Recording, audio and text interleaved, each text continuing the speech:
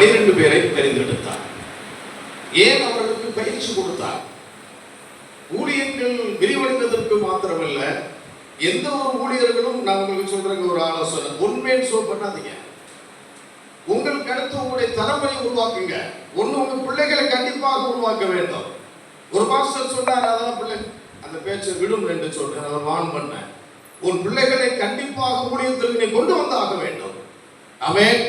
நிறைய பேருக்கு உள்ளவர்கள் நான் சொல்லியிருக்கேன், ஆலோசனை கேட்டவங்க இன்னைக்கு நல்லா இருக்காங்க, ஓப்பனா சொல்றேங்க. இன்னைக்கு நான் என்ன சொன்னாலும் கேட்காம இருக்கீங்க, அது பின்னாடி தான் உங்களுக்கு தெரியும். பின்னாடி தான் தெரியும்.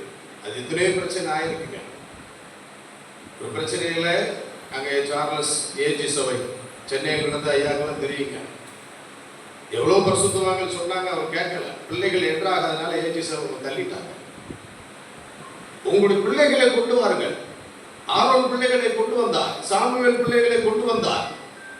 உங்களுடைய சந்ததியை உருவாக்குங்க. உங்க பிள்ளைகள் இல்லையா, உங்களுக்கு பின்னாடி ஒரு தலைமுறையை உருவாக்குங்கள்.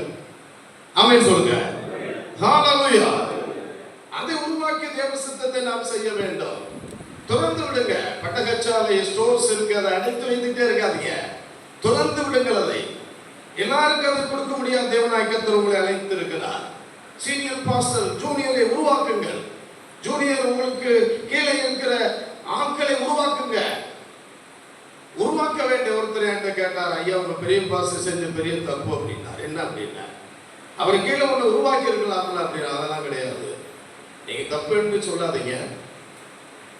ஒரு வகையில வந்து பார்க்கும்போது அவர் உருவாக்கி இருந்திருக்கலாம், எந்த பிரச்சனை இருந்திருக்காது. ஆனா இன்னொரு லைன்ல பார்க்கும்போது இது தேவன் இப்படி நடத்துகிறார் என்று சொன்னால் நாம் ஒன்றுமே செய்ய முடியாதுங்க. அல்லேலூயா சொல்லுங்க.